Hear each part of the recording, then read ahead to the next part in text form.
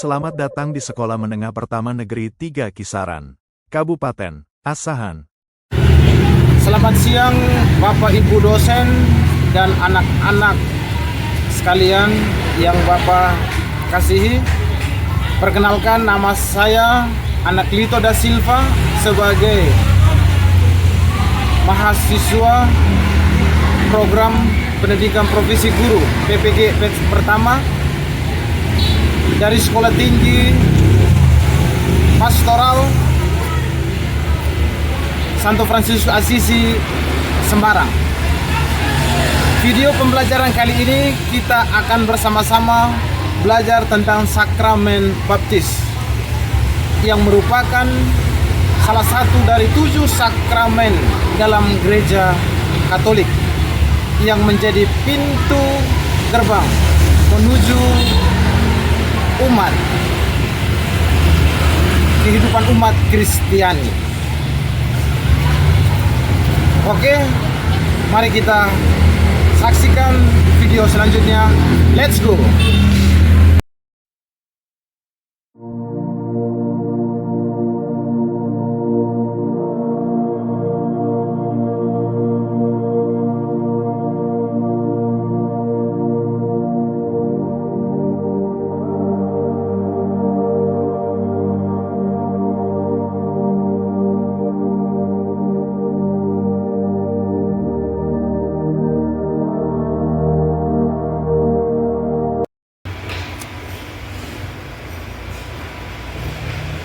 Selamat siang anak-anak. Selamat siang, Pak. Semangat. Selamat siang anak-anak. Selamat siang, Pak. Apa kabar? Baik. Baik, luar biasa. Hari ini kita bertemu kembali untuk belajar tentang sakramen baptis. Namun sebelumnya, mari kita share sebentar. Ya. Semuanya hadir ya. Kita kan hanya 5 orang. Aditya ada, Nathan ada, Doni, Marcel, dan Roma. Oke. Jadi sebelum kita mulai pembelajaran, mari kita duduk di tempat saja. Kita menyanyikan lagu Kau Dipanggil Tuhan. Kau dipanggil Tuhan, dijadikan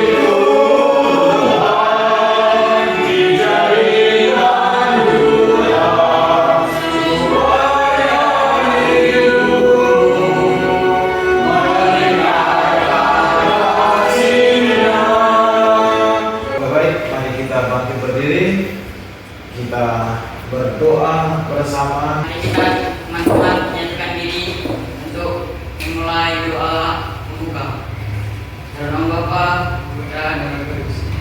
Tuhan Yesus yang baik, terima kasih karena Engkau telah memanggil kami untuk mengenal-Mu lebih dalam. Hari ini kami ingin belajar tentang sakramen baptis. Sebelum kita mulai melihat tentang sakramen baptis, mari kita melihat sebentar ya, ada 2 pertanyaan. Menurut kamu, mengapa orang Katolik itu perlu dibaptis? Satu orang boleh memberikan tanggapannya? Ya silakan. Karena baptisan menghapus dosa asal, menjadikan kita anak Allah, anggota gereja, dan awal hidup baru bersama Kristus. Oke, mantap, luar biasa ya. Oke, jadi sakramen baptis itu sebenarnya tujuan Allah untuk menghapus dosa ya, dan menggabungkan kita kepada persekutuan gereja. Oke, baik, sebelum kita belajar tentang sakramen, alangkah baiknya juga mari kita amati sejenak gambar di depan. Ya, boleh diamati sebentar? Coba. Ya, kita amati gambar di depan. Ya, boleh diamati dulu. Oke, setelah kita amati gambar, untuk membantu kita lebih memahami tentang baptisan, kita menyaksikan atau selamat menonton video berikut. Dan Herodes menjadi raja Galilea. Anas dan Kayafas menjadi imam besar. Firman Tuhan datang kepada Yohanes kepada guru dan dia tidak Yesus. Dan berilah dirimu dibaptis, maka Allah akan mengampuni dosamu. Seperti tertulis dalam kitab Nabi Yesaya, ada suara yang turun, persiapkanlah jalan untuk Tuhan. Luruskanlah jalan baginya. Setiap lembah akan ditimbun, dan setiap bukit menjadi rata. Jalan yang berlimpah harus memberikan satu pada orang yang tidak punya. Dan siapa punya makanan, harus membagikannya bagi mereka. Jangan mengambil uang orang dengan paksa. Semoga Yesus. Aku membaptis kamu dengan air, tetapi yang lebih berkuasa daripada aku akan datang. Bukan tali kasusnya pun aku tidak layak. Dia akan membaptis dengan Roh Kudus dan api.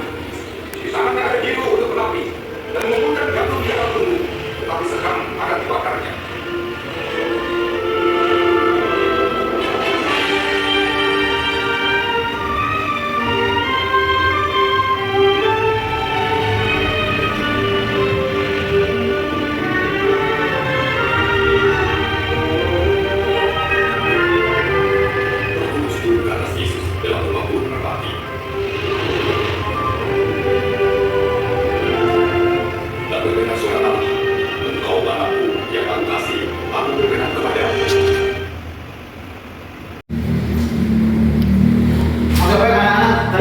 Sudah menonton video tentang pembaptisan Yesus.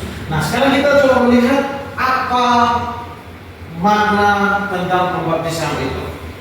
Baptisan adalah sakramen yang sangat penting dalam iman Katolik, di mana seorang dibersihkan dari dosa asal dan dilahirkan kembali sebagai anak Allah.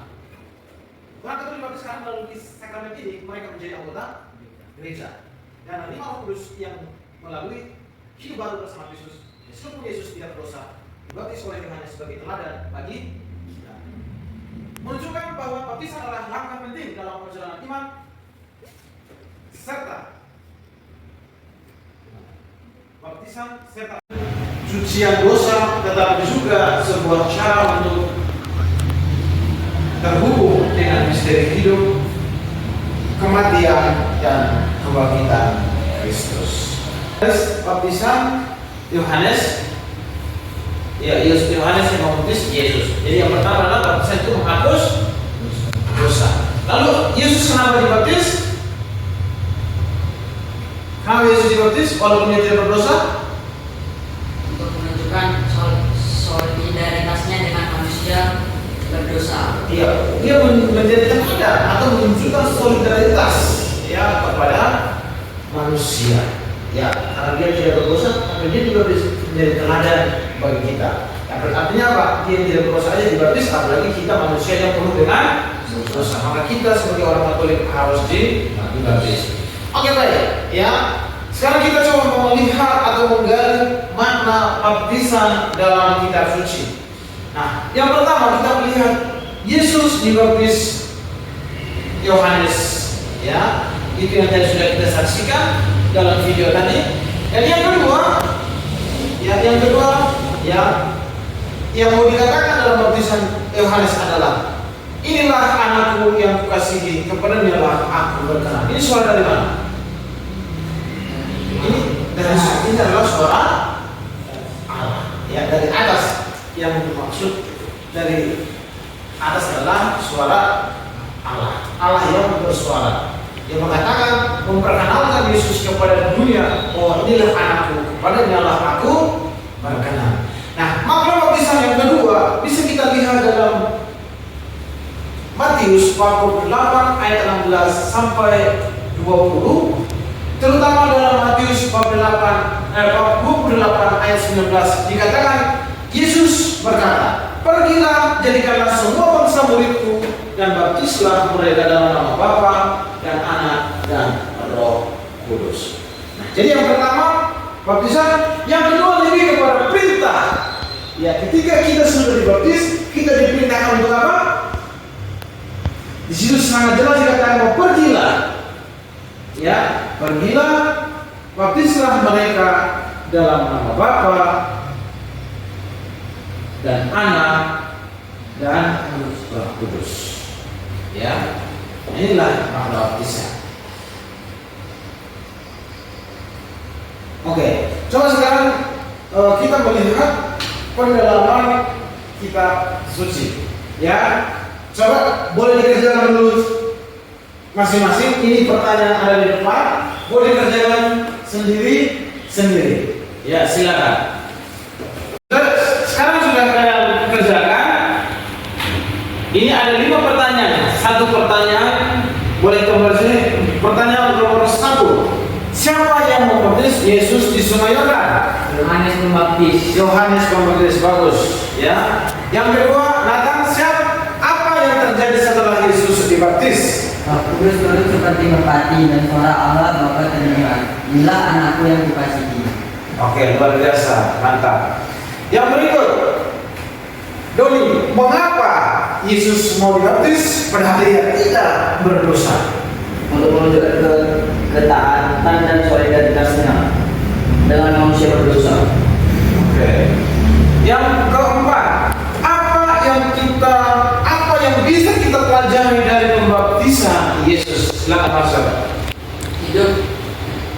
Hidup sebagai pribadi yang taat, rendah hati, dan dengan manusia dan siap melaksanakan kehendak Allah. Coba bisa diulangi lagi. Hidup sebagai pribadi yang taat, rendah hati, dan siap melaksanakan kehendak Allah. Artinya bahwa yang hendak kita pelajari dari baptisan Yesus adalah kita menaati, ya, kita mengikuti teladan Yesus. Bahwa Yesus taat kepada Bapa, ya, dia taat kepada Bapa. Artinya apa? Ketika kita sebagai orang Katolik dibaptis, kita juga melakukan apa yang dilakukan oleh Yesus.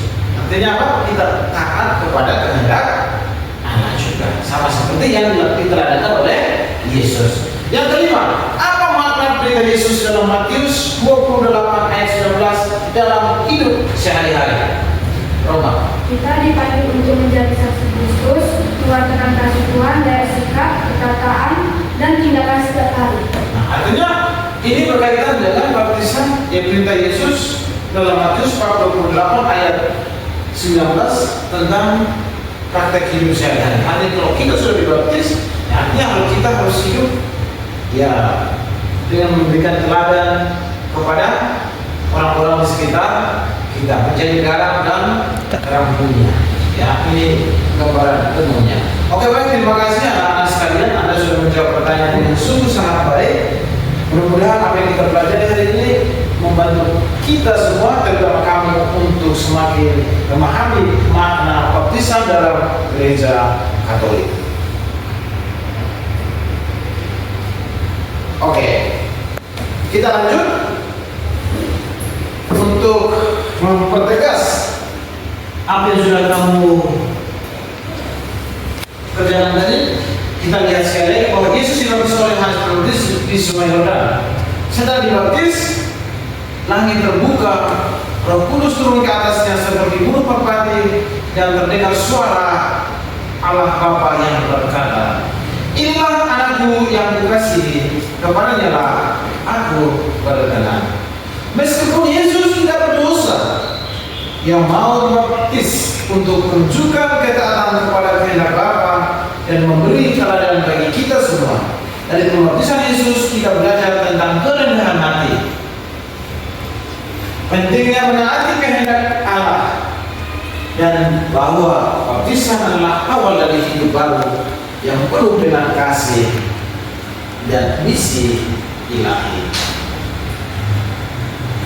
Oke, ya, kita lanjut lagi pengertian sakramen baptis. Nah, sakramen baptis, apa yang kalian tahu tentang sakramen baptis? Nah, coba lihat di depan. Sakramen baptis adalah, coba sama-sama.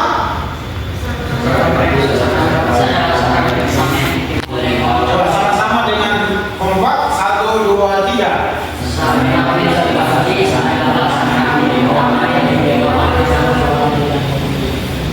Itu sakramen baptis adalah sakramen pertama yang diterima oleh orang Katolik. Nah, lalu yang berikut, lewat baptisan seseorang menjadi anggota gereja. Jadi setelah dibaptis kita disebut menjadi anggota gereja. Lalu yang kedua, dengan baptisan kita dibersihkan dari dosa. Yang berikutnya lagi, dengan baptisan kita diangkat menjadi anak-anak Allah. Dengan baptisan kita juga dimasukkan ke dalam persekutuan gereja. Itu adalah pengertian dan makna dari sakramen baptis. Nah, dasar sakramen baptis dalam kitab suci. Nah, tadi sudah dijelaskan, namun di sini ditegaskan kembali dasar kitab suci yang pertama dalam Matius 28 ayat 19, pergilah jadikanlah semua bangsa muridku dan baptislah mereka dalam nama Bapa dan Anak dan Roh Kudus.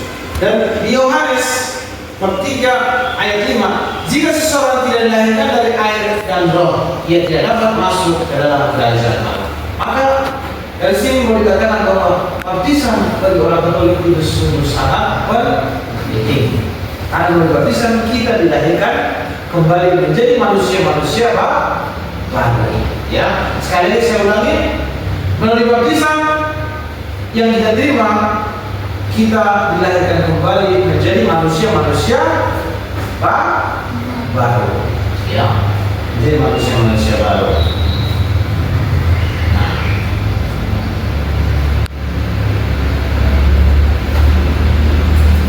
Jadi makna sakramen baptis yang tadi sudah disebutkan. Yang pertama adalah menjadi anggota Katolik. Kita ulangi lagi biar anak-anak makin memahami. Dibersihkan dari dosa asal dan dosa pribadi, mulai hidup baru bersama Yesus, dipanggil untuk hidup sesuai ajaran Yesus yang membangun persaudaraan sejati, menerima rahmat pengurusan dan hidup baru dalam Kristus, memiliki hak dan kewajiban sebagai umat Katolik, dilahirkan kembali sebagai anak-anak Allah. Ini adalah makna sakramen baptis. Jadi yang perlu dipahami adalah sakramen baptis adalah pintu gerbang memasuki sakramen-sakramen yang lain. Nah, kemudian sakramen baptis, maka sakramen baptis ada beberapa, ya, menjadi anggota gereja Katolik, dibersihkan dari dosa, mulai hidup baru dan sebagainya. Oke. Sekarang kita melihat, karena lewat baptisan kita diangkat menjadi anak Allah. Ya, jadi mengapa baptisan itu sangat penting? Ya, ini mau digarisbawahi, ya, bahwa sakramen baptis itu sangat penting. Karena lewat baptisan kita diangkat menjadi anak apa? Menjadi anak Allah.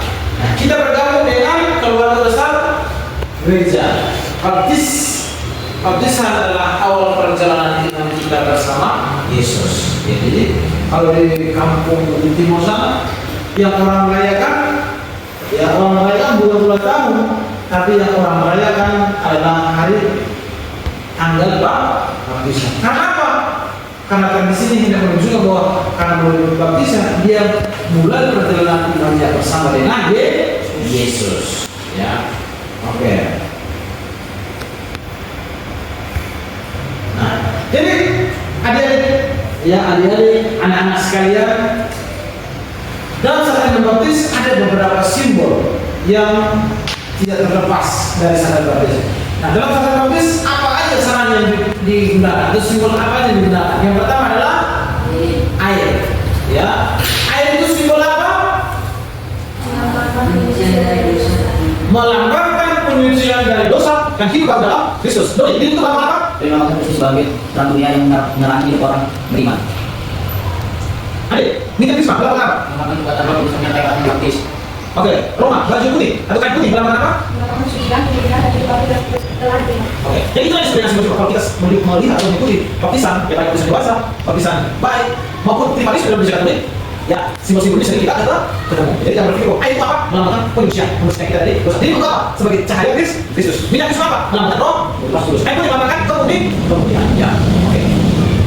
Nah, jadi anak sekalian, sikap yang perlu dihidupi setelah dibaptis. Ini kalau kita tidak dibaptis, ini ajaran untuk refleksi bagi kita juga. Nah, kita adalah orang yang sudah dibaptis, bahkan sudah Krisma ya. Si Adit sudah Krisma, Duni sudah Krisma, Roma sudah Krisma, Marcel belum, Nathan tidak. Ya, artinya apa? Kalau kita sudah dibaptis, apa yang harus kita lakukan setelah itu? Ini perlu diharapkan, ya perlu diperhatikan. Nah, peran penerapan dalam hidup saya tadi, ya penerapan dalam hidup saya tadi, orang yang dalam baptis dipanggil untuk apa? Setelah kita dibaptis, kita dipanggil untuk apa? Ya, coba sama-sama yang pertama. Hidup dalam kasih. Coba sama-sama. Hidup dalam kasih dan kebenaran seperti Kristus. Ada, kalau kita sudah dibaptis, artinya kita harus hidup dalam kasih. Hidup dalam kasih. Hidup dalam kebenaran.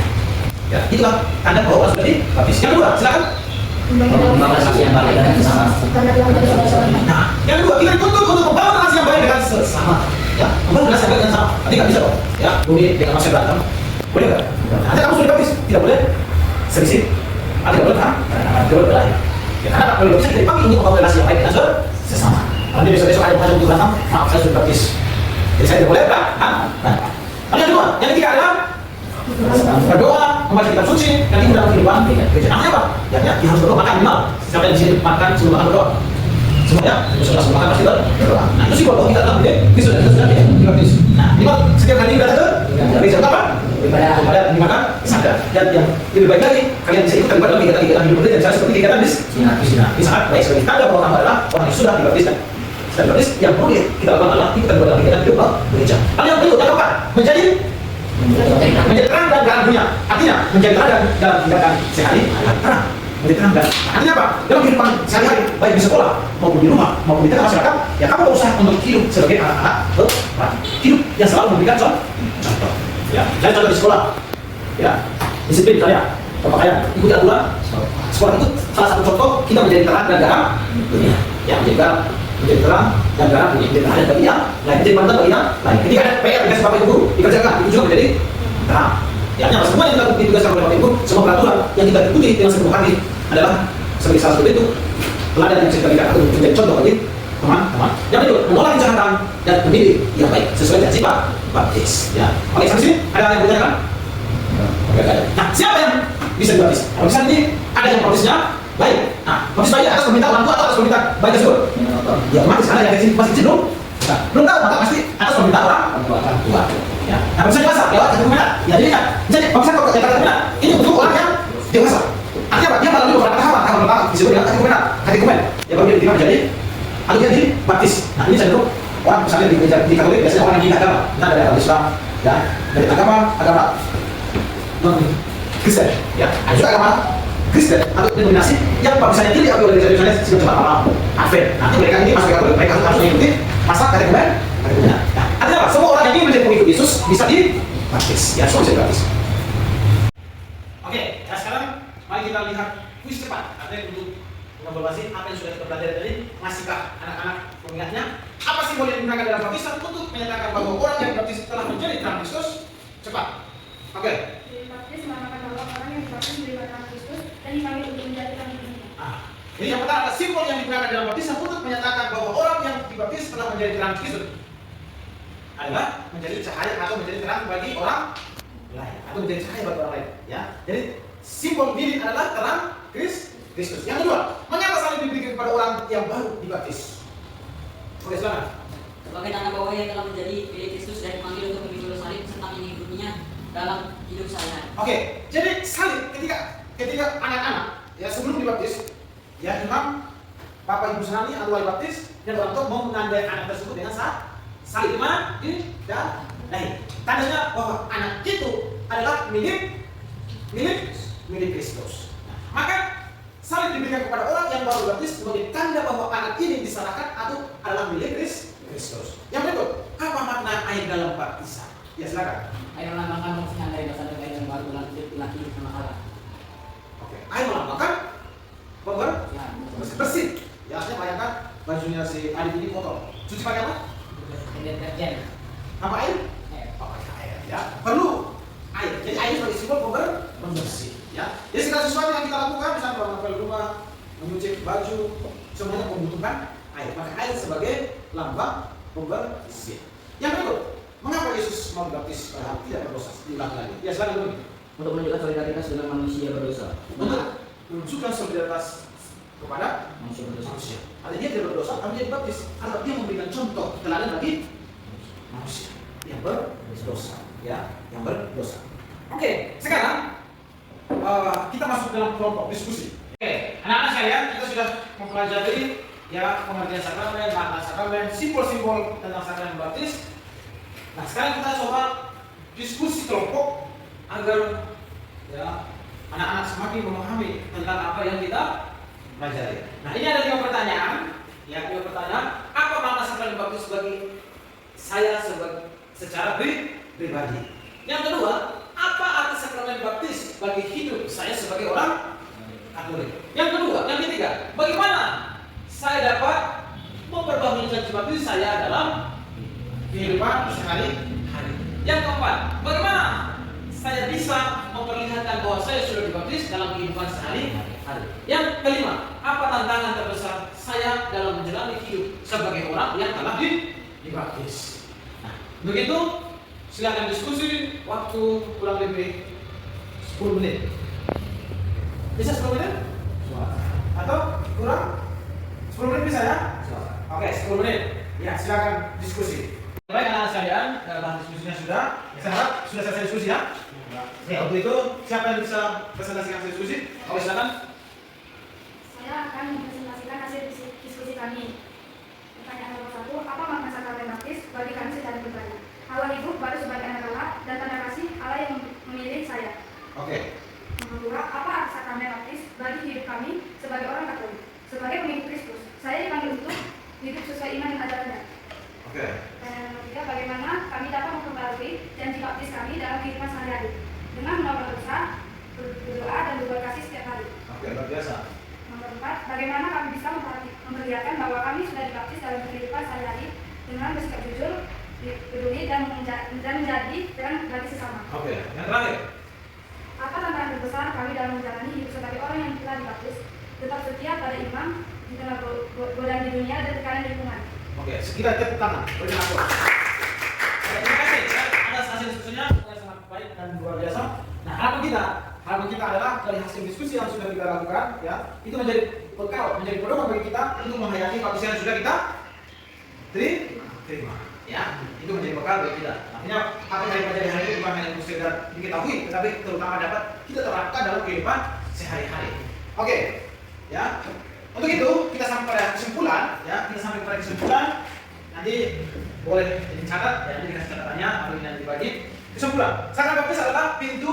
Ya, coba kita sama-sama ya. Kesimpulan, sakramen baptis adalah pintu gerbang menuju kehidupan Kristiani dan sakramen pertama yang diterima oleh seseorang. Baptis membersihkan manusia dari dosa, asal dan menjadikannya anak Allah, anggota gereja, pengikut Kristus. Dengan baptis, seseorang dilahirkan kembali secara lanjut. Maka bisa menjadi Perbuatan kaki yang tidak sepadan. Simbol-simbol dalam baptis dan maknanya. Yang pertama, air membersihkan, sama-sama air membersihkan dari dosa asal dalam Kristus. Yang kedua, minyak krisma pengurapan Roh Kudus, tanda kekuatan dan tebusan. Yang ketiga, lilin terang Kristus yang menerangi hidup orang yang dibaptis. Kain putih, kemurnian, kesucian dan hidup baru sebagai anak Allah. Yang terakhir, salib, tanda bahwa orang yang dibaptis menjadi milik Kristus mengikuti dia. Nah, itulah kesimpulan. Sekarang sebelum kita pulang, marilah kita berdoa. Nanti setelah doa penutup kita menyanyikan lagu penutup. Ya, oke? Kita sama-sama berdiri. Ya, mari kita berdoa. Saya minta Roman, ya, mungkin kita dalam doa penutup dibuka dengan tanda salib dan ditutup dengan tanda salib. Silakan. Tuhan, Ibu sekalian, dapat kita berdoa. Tuhan Bapa dan Putra dan Roh Kudus. Ya Allah yang Maha Pengasih, terima kasih karena Engkau telah memilih dan memanggilku melalui sakramen baptis untuk menjadi anakmu dan bagian dari gereja.